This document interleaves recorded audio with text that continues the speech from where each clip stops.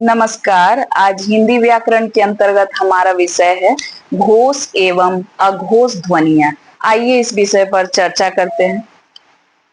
स्वर तंत्रियों में कंपन के आधार पर जो ध्वनियां हैं उनको दो भागों में विभाजित किया गया है। एक है घोष ध्वनि और दूसरी ध्वनि है अघोष। इन दो भागों में विभाजित किया गया है। अब अक्सर बच्चे स्वर तंत्रियों के विषय में दुविधा में रहते हैं, तो इस विषय में हम विस्तार से जानेंगे कि स्वर तंत्रियों में कंपन के आधार पर कैसे ध्वनियों का वर्गीकरण होता है।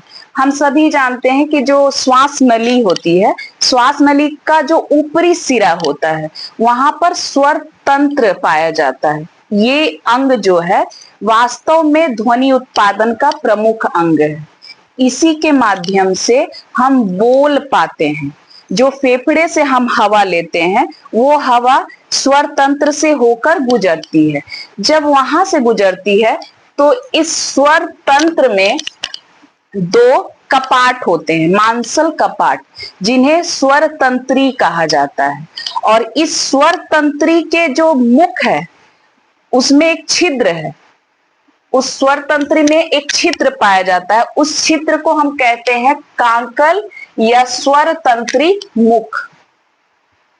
तो इसी के अंदर से जब हवा गुजरती है तो वहां पर एक कंपन होता है।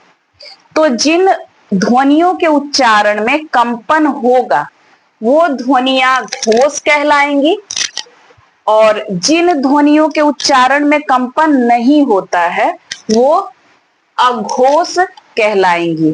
उम्मीद है कि यहां तक आपको मेरी बात समझ में आ गई होगी। एक है स्वर तंत्र जो कि ध्वनि उत्पादन का प्रमुख अंग है।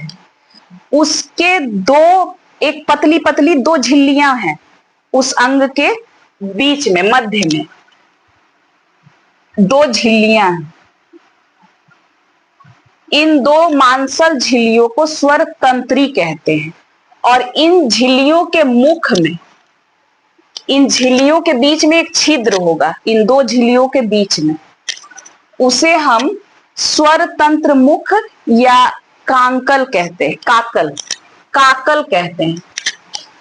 तो जब भी हवा फेफड़े के द्वारा जो हवा भरी गई है जब गुजरती है तो ये जो मुख है इसमें कंपन होता है कुछ वर्णों के उच्चारण में।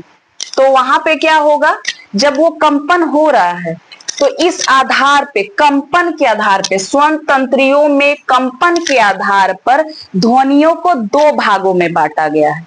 कुछ ध्वनियों में कंपन होता है, कुछ ध्वनियों में कंपन नहीं होता है।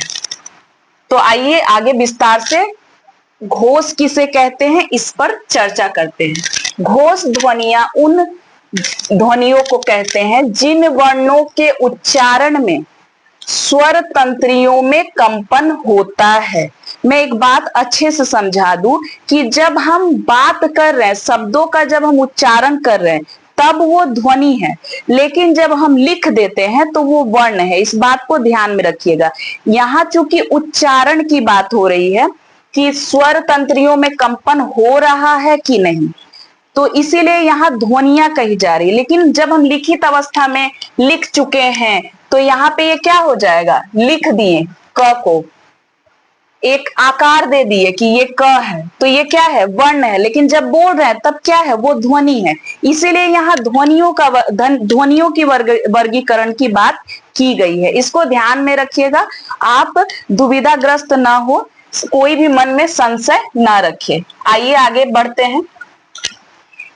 तो घोष किसे कहते हैं, घोष ध्वनियां किसे कहते हैं, तो जिन वर्णों के उच्चारण में स्वर तंत्रियों में कंपन होता है, एक झनकार होगा, एक नाद होगी, तो वो घोष ध्वनियां हैं। अब कहां कहां घोष ध्वनियां होती हैं, कौन कौन से वर्ण है जो घोष है, इसको आइए जानते हैं। तो व्यंजन के पांचों वर्ग, मैंने बताया था ना, स्पर्श व्यंजन, उनके 5 वर्ग है, क, च, ट, त, प। तो इन पांचों वर्गों का जो अंतिम तीन वर्ण है, अंतिम तीन वर्ण, तो क वर्ग मान लीजिए है, तो क का अंतिम तीन वर्ण क्या होगा? ग, घ, अंग। तो च का क्या होगा? ज, झ, इय। ड़ का ट का ड़, ढ, ण। इसी तरीके से त वर्ग का द, ध, न। फिर प वर्ग का प, फ, म। तो ये तीन अंतिम तीन वर्ण, मतलब इसको एक सूत्र के द्वारा हम याद रखेंगे, 3, 4 और 5। तो व्यंजन जो वर्ण है वो किस रूप में हम याद रख सकते हैं, वो देखिए 3, 4, 5, मतलब जो भी स्पर्श व्यंजन है पांचों वर्गों के, उनका तीसरा, चौथा और पांचवा जो वर्ण है वो घोष होगा। अब बात याद रहेगी, 3, 4, 5 पांचों वर्ग में तीसरा, चौथा और पांचवा जो व्यंजन वर्ण है वो घोष होगा।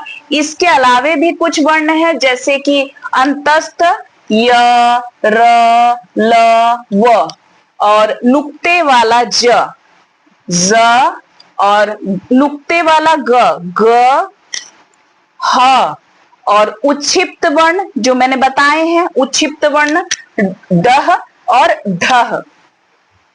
इसके साथ ही जितने सभी स्वर हैं, सभी स्वर जो ध्वनियां हैं वो सभी घोष वर्णों की श्रेणी में आती हैं।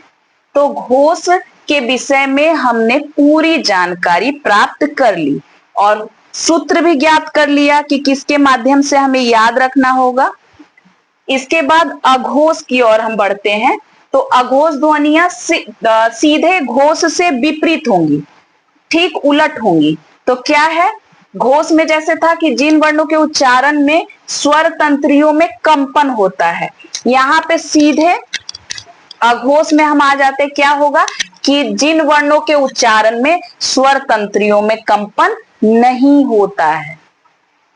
और इसका भी एक सूत्र है कि पांचों वर्ग व्यंजन के, जो पांचों वर्ग है स्पर्श व्यंजन के, उन पांचों वर्गों के प्रथम और दूसरा, पहला और दूसरा जो वर्ण है, क, ख, च, छ, ट, ठ, त, थ, प, फ, पहला और दूसरा, पहला और दूसरा जो व्यंजन वर्ण होगा वो अघोष होगा। इसके अलावे तीनों स, तालव्य स, मूर्धन्य स, दंत स और नुक्ते वाला क, ख, फ, ये नुक्ते वाले हैं, अघोष होते हैं। तो इसका सूत्र क्या है, 1 और 2, 12, ठीक है, और 3, 4, 5 से इसको याद रखेंगे। तो कुल मिला के आज हमने घोष और अघोष ध्वनि के विषय में विस्तृत जानकारी प्राप्त कर ली है। उम्मीद है आपको कक्षा अच्छे से समझ में आई होगी। अगर विषय के अंतर्गत कुछ भी दुविधा या संशय हो तो आप कमेंट बॉक्स में जाकर मुझे मैसेज करें, मैं आपके प्रश्नों के उत्तर देने का प्रयास करूंगी। धन्यवाद।